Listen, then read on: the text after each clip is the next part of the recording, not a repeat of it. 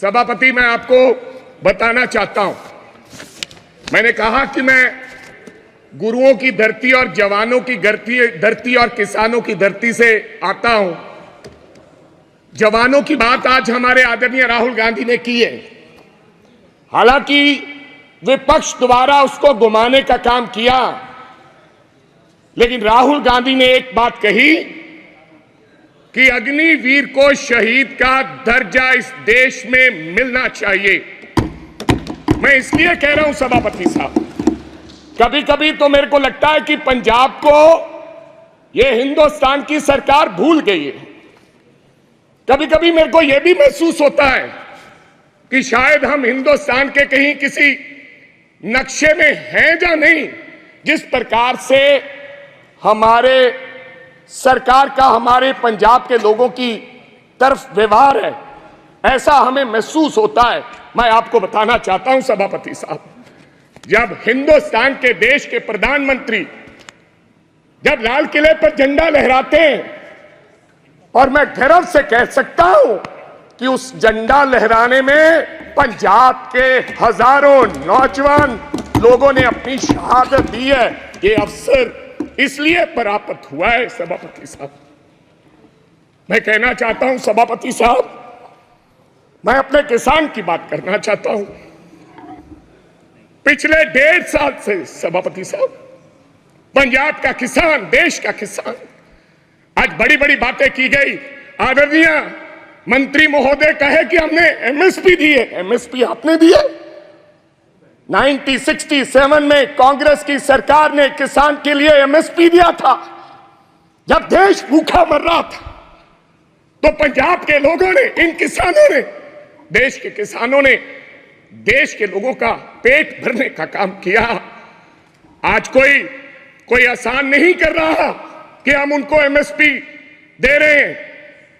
किसान legal guarantee मांगता है सभापति साहब, एमएसपी की लीगल गारंटी। आपको मैं बताना चाहता हूं, 700 किसान पंजाब का शहीद हुआ। और मेरी एक आदरणीय हमारी सांसद ने उन किसानों की मांओं के बारे में ये कहा कि ये तो 100-100 रुपए पे भाड़े पे लाए हुए लोग हैं। मेरे को शर्म आती है इस बात की। वो किसान, और आज वो किसान दिल्ली के बॉर्डर अपनी बात सुनाने के लिए दिल्ली आना चाहता है। क्या दिल्ली देश से अलग है? क्या दिल्ली में पंजाब के किसान नहीं आ सकते? हमें हरियाणा के बॉर्डर पर रोककर हमारे पर गोलियां चलाई जा रही हैं।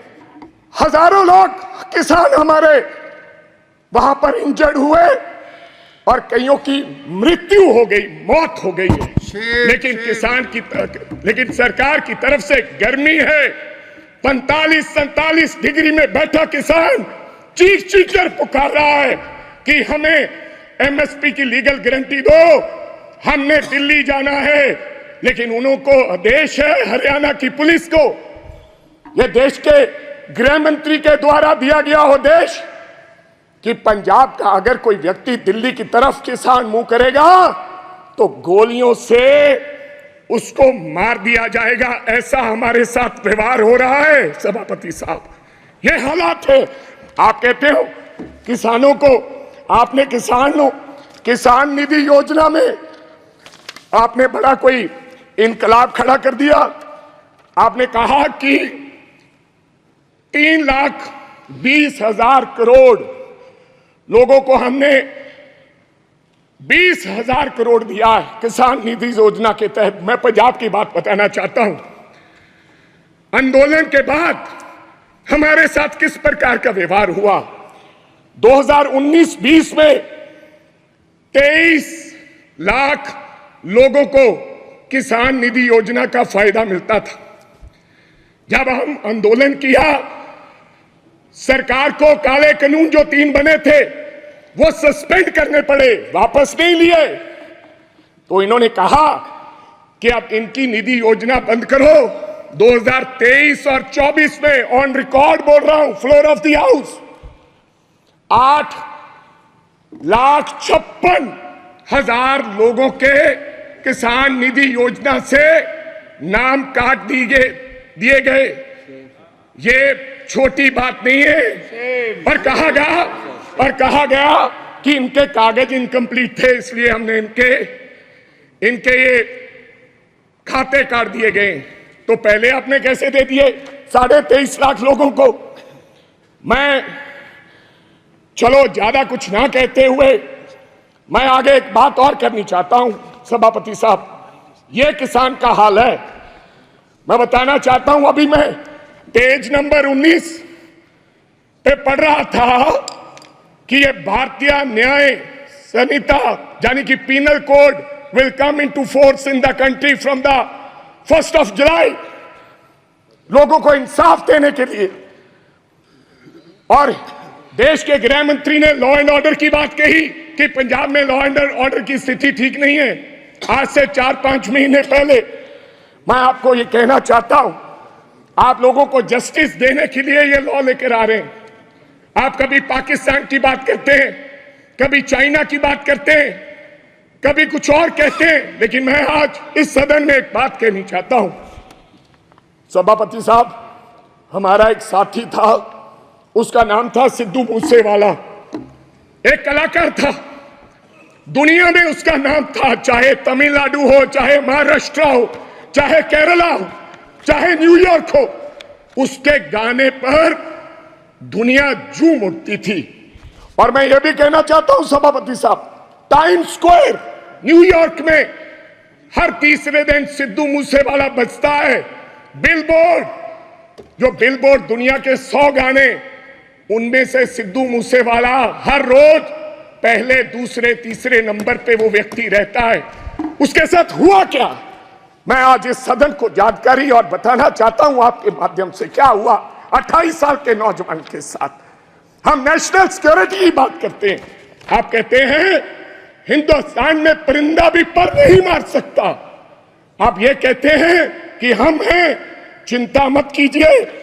लेकिन क्या हुआ, नौजवान 28 साल के नौजवान को गोलियों से मार मारकर 10 गोलियां मारकर दिन दिहाड़े मार दिया गया। और मारा किसने? सभापति साहब, बहुत से लोग मारे जाते हैं, मारा किसने? एक तिहाड़ जेल में बैठा एक गैंगस्टर जिसका नाम लॉरेंस बिश्नोई है, उसने मारकर कहा, जेल से इंटरव्यू दिया और कहा मैंने मारा है, मैंने मारा है। अभी तो सिद्धू मूसेवाला मारा है, अभी इसके बाप को भी मरना होगा। जेल से इंटरव्यू दिया। आप नेशनल सिक्योरिटी की बात करते हैं, कब इंसाफ मिलेगा सिद्धू मूसेवाला को? क्या होगा? 28 साल का नौजवान जिसकी मां के एक बेटा था, एक, और बिना शादी के ब्याह में हमारे सर पर सेरे बांधे जाते हैं, सेराबंदी होती है, आपके भी होती है। डेड बॉडी पड़ी, डेड बॉडी पर मेरी उस मां ने, सिद्धू मूसेवाले की मां ने फिर सेरा लेकर आए और अपने बेटे के लाश पर सर पर सेरा बांध के उसकी विदाई दी है। ये हालात हैं।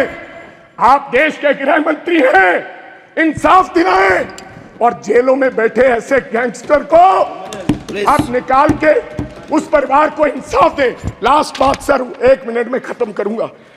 आप सभापति साहब, मैं ये इसमें लिखा है पेज नंबर 4, पॉइंट नंबर 5, क्या लिखा है? Now my government is striving to make India the 3rd largest economy in the world. कैसे बनेगा साहब? मैं सब उस शहर से आता हूं, लुधियाना से, जो हिंदुस्तान का कभी कभी ईस्ट मैनचेस्टर कहा जाता है, जिसको आज क्या हालात हो गए इंडस्ट्री के, डाइंग इंडस्ट्री है सर, वहां पर साइकिल इंडस्ट्री है। लोग छोड़ के कारोबार धंधा बंद करके अब चले जा रहे हैं लुधियाना छोड़ के। ये हालात कर दिए। मैं एक छोटी सी उदाहरण देना चाहता हूं। 10 साल में हमें इस सरकार ने कुछ नहीं दिया।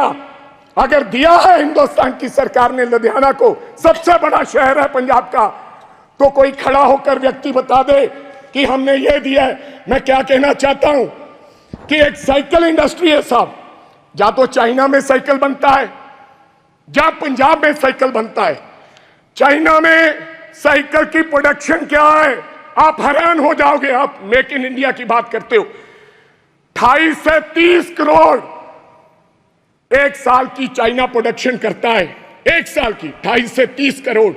लेकिन लुधियाना क्या प्रोडक्शन करता है, 2.5 करोड़। क्यों, वजह क्या है? हमारा साइकिल 3500 रुपए का शुरुआत में बिकता है, लेकिन चाइना का साइकिल $300 से शुरू होकर 2 लाख में बिकता है। इसका कारण क्या है?